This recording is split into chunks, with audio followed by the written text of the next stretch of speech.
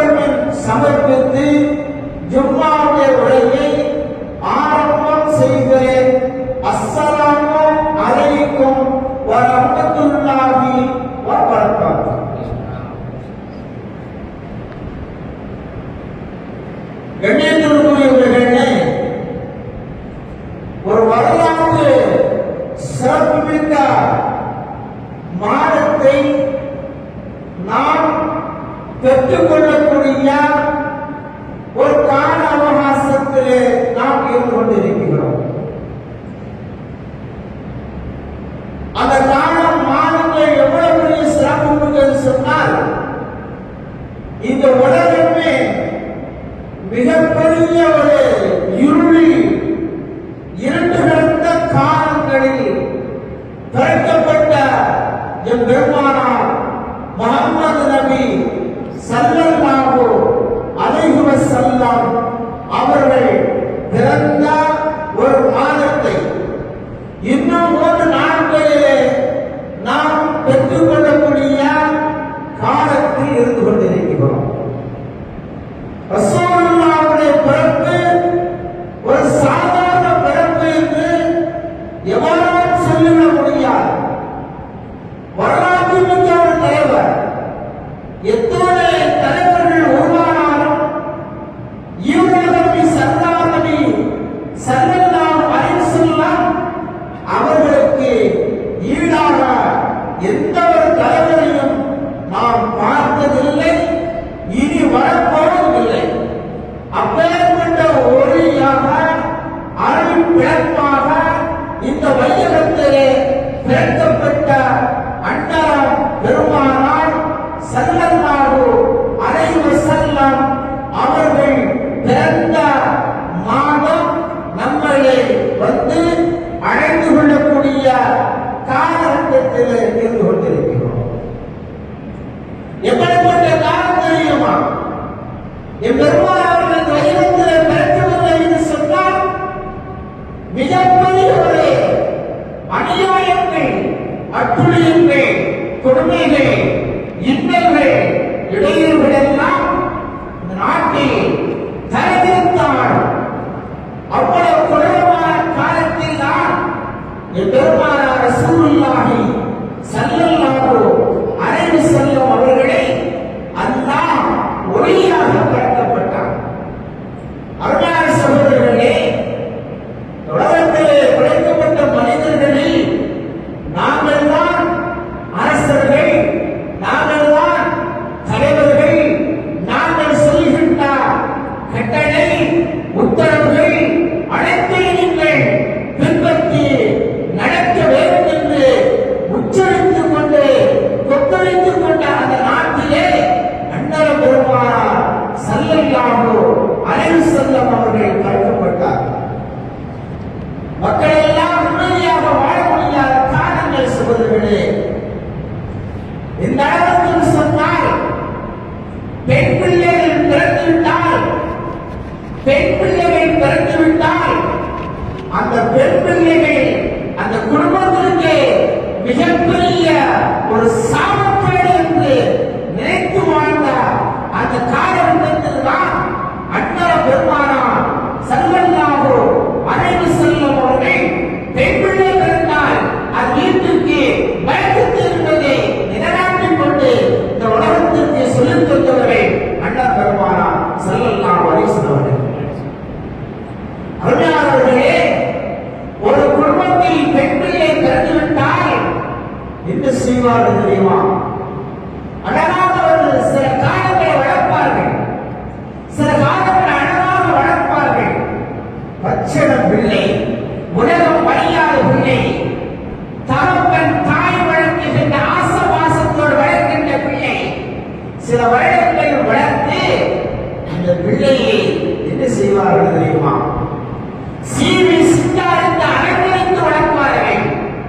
ஒரு காலம் வருகிற பொழுது பிள்ளைக்கு பெற்ற பிள்ளை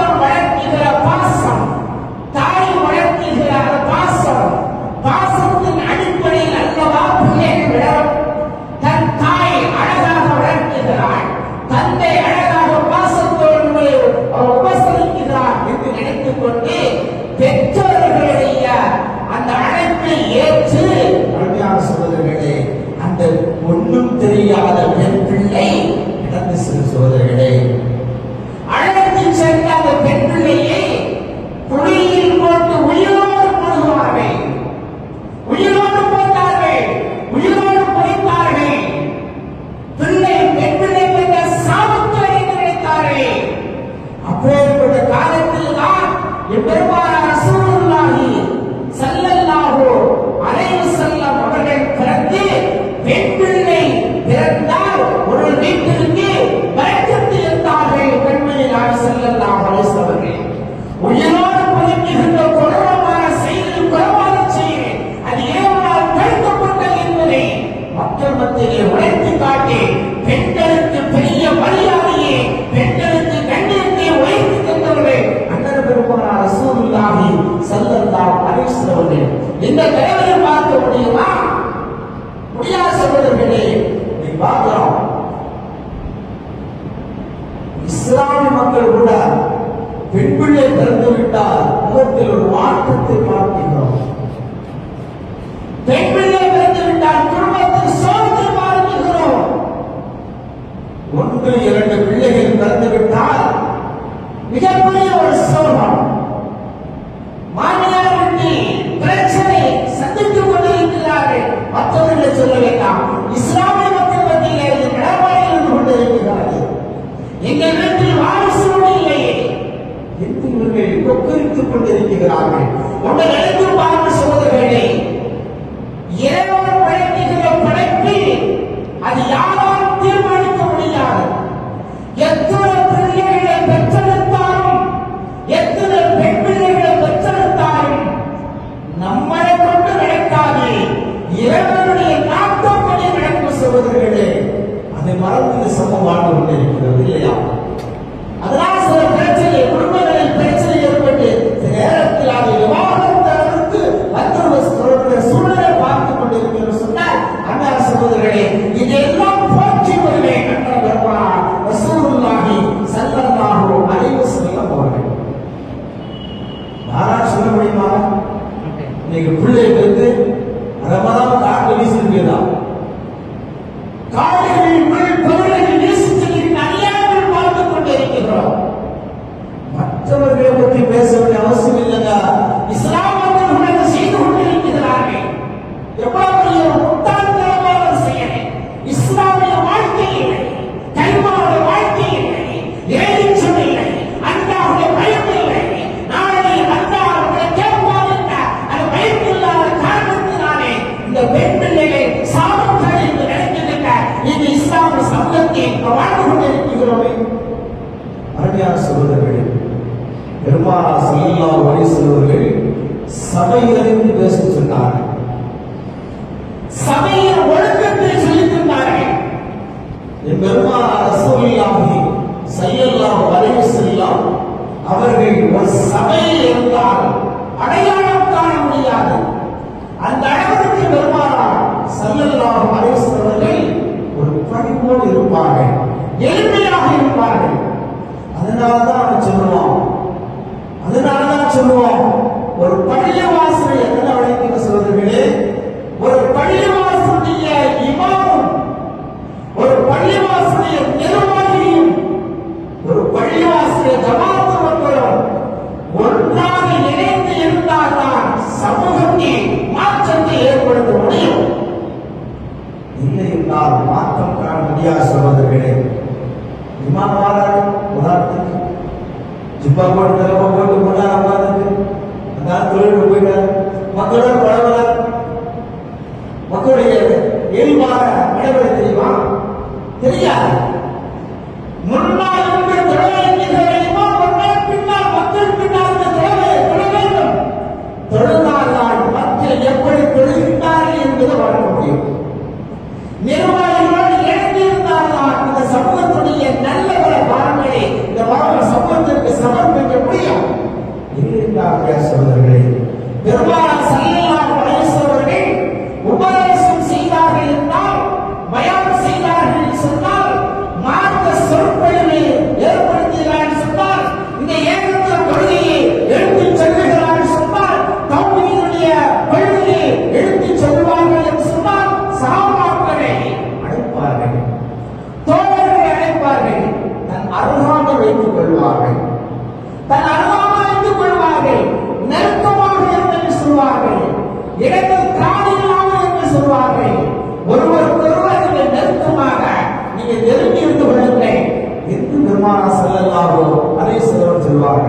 எப்படி தெரியுமா? நாம் நெருங்கி இருந்தால்தான், நெருக்கமாக இருந்தால்தான் காரணம் செல்லாது. சொல்லுகிற வார்த்தை நமக்கு நேரடியாக கிடைக்கும். பிளவுகள் இருக்காது என்று பெருமானார் ஸல்லல்லாஹு அலைஹி வஸல்லம் சொல்லி தருவார்கள். சஹாபாக்கள் படைசூழ பெருமானார் சூழ்ந்து இருப்பார்கள். அதுதான் பரக்கத் இருக்கிறது என்பதை நாம் விளக்கிவிட சொல்றேன். அதனாலதான் நம்ம சொல்லுவோம், ஜும்மாவுக்கு வந்துட்டா செஞ்சிடணும்.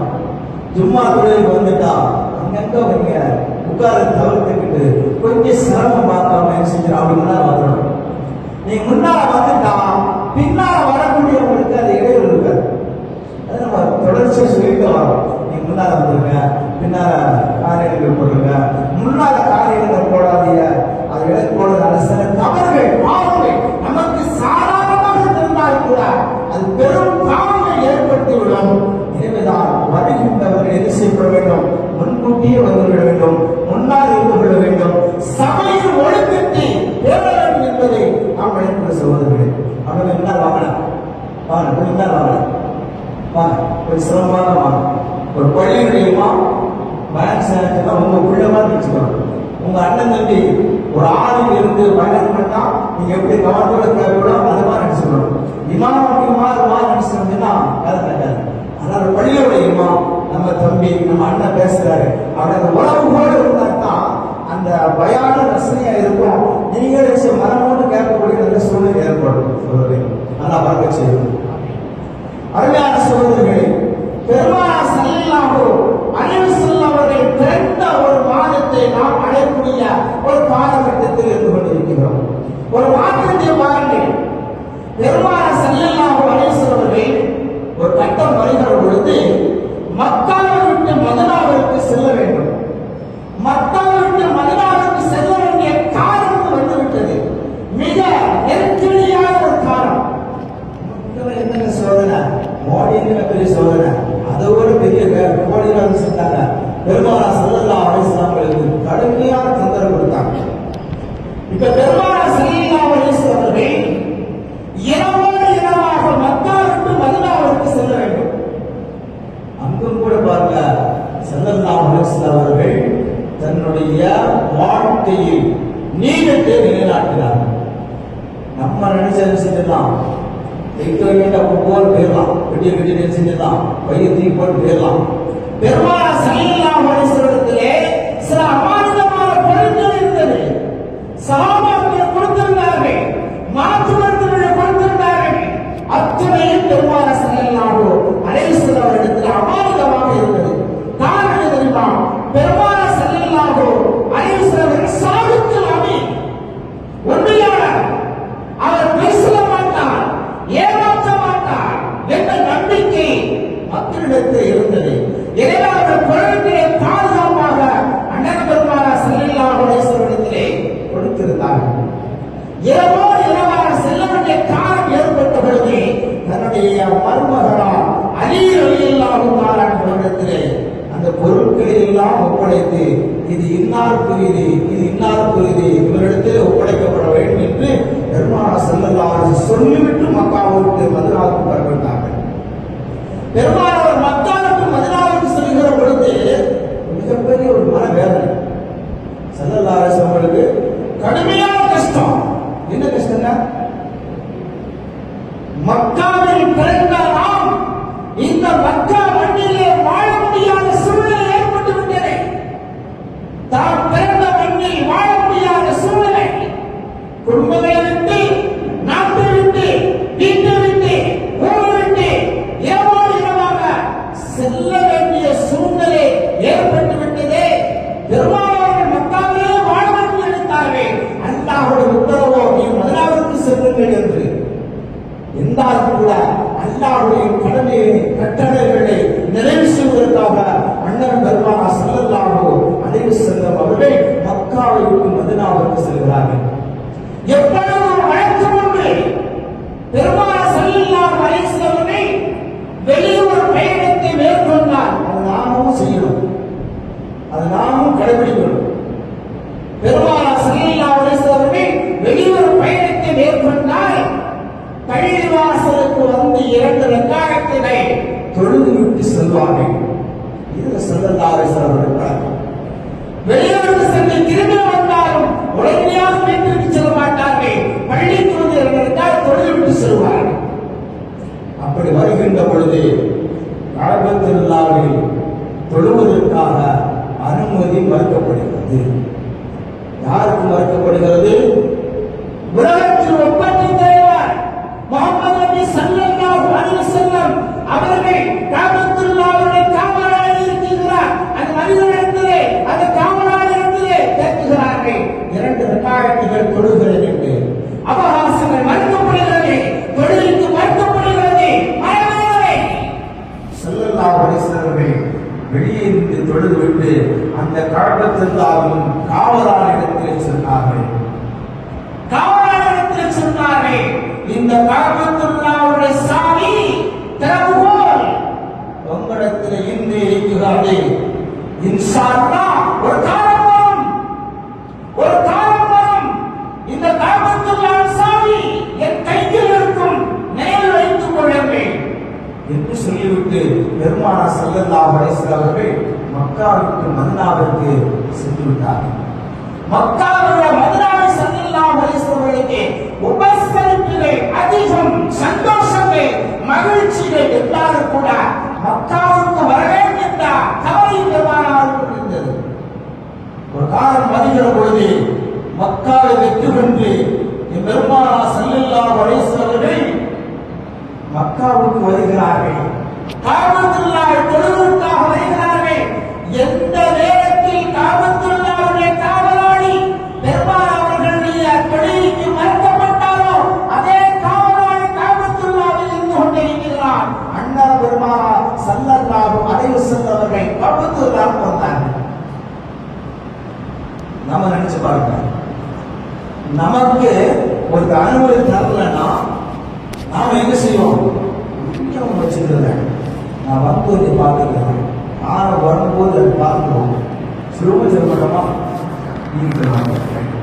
அருளார் சகோதரர்களே, பெருமானார் ஸல்லல்லாஹு அலைஹி வஸல்லம் வந்தார்கள். அந்த உடனேயே அந்த கஅபத்துல்லாஹ்வுடைய காவலாளி பதட்டம், என்ன நடக்கப் போகிறது என்பதை பதட்டத்தில் இருந்தார். ஸல்லல்லாஹு அலைஹி வஸல்லம் சாவிகள் ஒப்படைக்கப்பட்டது. அந்த கஅபத்துல்லாஹ்வுடைய காவலாளி சாவியை அண்ணன் பெருமானார் ஸல்லல்லாஹு அலைஹி வஸல்லம் கரம் பிடித்து கொடுக்கப்பட்ட பொழுது பெருமானார் ஸல்லல்லாஹு அலைஹி வஸல்லம் இல்லை, இந்த சாவி உங்களுடைய வம்சாவளியில் இருக்கப்பட வேண்டும், உங்களுடைய கையில் இருக்கப்பட வேண்டும், உங்களுடைய வம்சாவளியில் தொடர்ந்து இருக்கப்பட வேண்டும் என்று திரும்ப கொடுத்தார்கள் பெருமானார் ஸல்லல்லாஹு அலைஹி வஸல்லம் அவர்கள். இப்படிப்பட்ட ஒரு தலைவரை நாம் பார்க்க முடியுமா? பழிவாங்க கூடாது என்பதற்கு நிலைநாட்டி தந்தவர்கள் அண்ணன் பெருமானார் ஸல்லல்லாஹு அலைஹி வஸல்லம் அவர்கள். நீ பாருங்க, பெற்ற தாய்க்கு கண்ணியத்தால் எத்தனை பேர்களை பார்த்துக் கொண்டிருக்கிறோம். முதியோர்களுக்கு அதிகமாக இன்னைக்கு பெற்றோர்கள் காணப்படுகிறார்கள். என்ன தெரியுமா? இஸ்லாத்தை சரியாக புரியவில்லை. பெயரளவில் இஸ்லாமில் வாழ்ந்து கொண்டிருக்கிறார், பேருக்கு இஸ்லாம பெயர், இஸ்லாமை சொல்லிக் கொண்டிருக்கிறார். முதியோர்கள் இல்லத்தில் அதிகமாக நீங்கள் சென்று பாருங்கள், இஸ்லாமிய மக்கள் அங்கு இருக்கிறார்கள், இஸ்லாம மக்கள் அங்கு இருக்கிறார்கள். என்ன காரணம் தெரியுமா? அருமையான சகோதரர்களே, இஸ்லாத்தை பற்றி நாம் புரியவில்லை. அண்ணன் பெருமானார் ஸல்லல்லாஹு அலைஹி வஸல்லம் என்ன சொன்னார்கள் என்பதை நாம் புரியவில்லை. சகோதரர்களே, ரசூலுல்லாஹ் வாழ்க்கையை வந்து பாருங்கள். ஒரு கட்டத்திலே ஸல்லல்லாஹு அலைஹி வஸல்லம் தாயார் இறந்துட்டாங்க, தாயாரும் தந்தையும் இறந்துட்டாங்க. ஒரு இடத்தில் பெருமானார் ஸல்லல்லாஹு அலைஹி வஸல்லம் பாலூற்றி வளர்த்த ஹலிமா அம்மா அவர்கள், ஹலிமா என்ற தாயார் பாலூற்றி வளர்த்தார்கள், சிரமப்பட்டு வளர்த்தார்கள். அல்லாஹ் சகோதரர்களே, இந்த ஹலிமா அம்மா அவர்கள் வளர்ப்பு தாய். ஒரு வளர்ப்பு தாய்க்கு பெருமானார் கொடுத்த மரியாதை என்ன தெரியுமா? கண்ணியம் என்ன தெரியுமா? எப்போதெல்லாம் ஹலிமா அம்மா அவர்கள் பெருமானார் அவர்களை பார்க்க வேண்டும் என்று எண்ணுகிறார்களோ, நினைக்கின்றார்களோ, அப்போதெல்லாம் பெருமானார் ஸல்லல்லாஹு அலைஹி வஸல்லம் அவர்களை வீட்டுக்கு வரவழைக்க மாட்டார்கள். ஒரு வளர்ப்பு தாய் வீட்டுக்கு வரவழைக்க மாட்டார்கள். பெருமானார் அவர்கள் எங்கே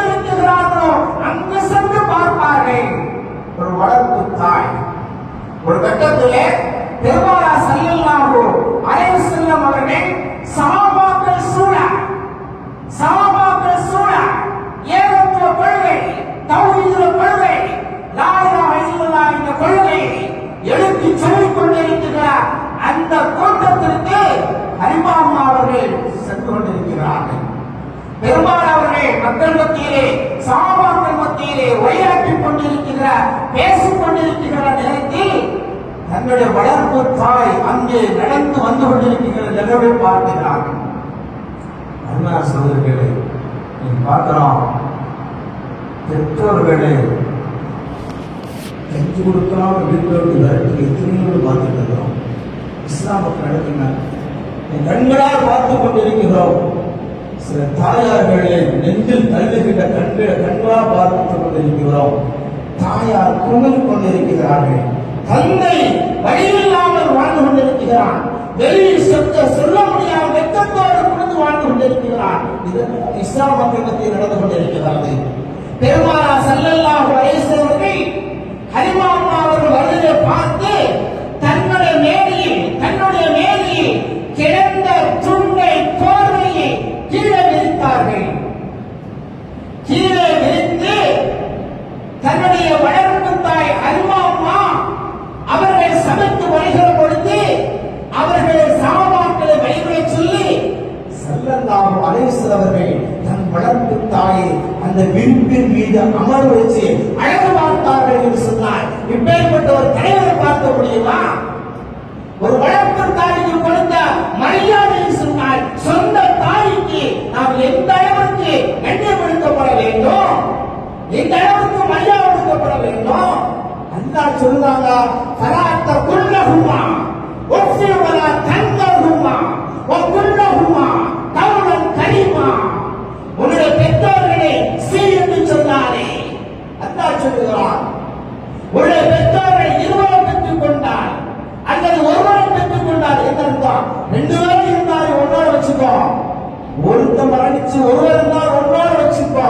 கடைசி காலம் வரையும் அவர்களுக்கு பணிவிட செய்கின்றார்கள். அண்ணன் பெருமானார் ஸல்லல்லாஹு அலைஹி வஸல்லம் அவர்கள் பெற்றோர்களுடைய முக்கியத்தை சொல்லித் தந்தவர்கள். அண்ணன் பெருமானார் ஸல்லல்லாஹு அலைஹி வஸல்லம் அவர்கள் இப்பேற்பட்ட உயர்தரமான பெருமானார் முத்தநபி ஸல்லல்லாஹு அலைஹி வஸல்லம் அவர்கள் பிறந்த மாதம் இன்னும் 2-3 நாட்களில் நம்முடைய இருக்கிறது. அன்புக்குரியவர்களே, ஸல்லல்லாஹு அலைஹி வஸல்லம் வாழ்வில் நடந்த நிகழ்வுகளை, வரலாற்று சுவடுகளை நாம் புரிந்து சரியத்தின்பால், சட்டத்தின்பால், அல்லாஹ்வுடைய கட்டளையின்பால் வாழ்கின்ற பாக்கியத்தை இறைவா எங்களுக்கு நிரப்பமாக தருவாயாக. என் பெருமாள் அவர்கள் எப்படி எங்களை வாழ சொல்லி தந்தார்களோ அந்த வாழ்க்கையில் வாழ்கின்ற பாக்கியத்தை தந்தருவாயாக. நீளமா வாழ்கின்ற பாக்கியத்தை தருவாயாக. அவருடைய கடமையை நிறைவேற்றுகின்ற பாக்கியத்தை தருவாயாக. பெருமானார் ஸல்லல்லாஹு அலைஹி வஸல்லம் அவருடைய ரவுலா ஷரீஃபே நாங்கள் ஸலாம் சொல்லுகின்ற பாக்கியத்தை தருவாயாக. காபத்துல்லாஹ்வை தரிசிக்கின்ற பாக்கியத்தை தருவாயாக. அவர்கள் சொன்ன கடமையான 5 கடமைகளை நிறைவேற்றி அண்ணன் பெருமானுடைய ஷஃபாஅத்தை பெறுகின்ற பாக்கியத்தை தந்தே நாளை மறுமையில் நன்னத்தில் சொர்க்கத்தை என் பெருமான் அவர்களோடு வாழ்கின்ற பாக்கியத்தை இறைவா எங்களுக்கும் எங்களுடைய சந்ததிகளுக்கும் நிரப்பமாக தருவாயாக என்ற துஆக்களோடு தருகிறேன். பெறுகிற விடை. அஸ்ஸலாமு அலைக்கும் வரஹ்மத்துல்லாஹி வபரகாத்துஹு.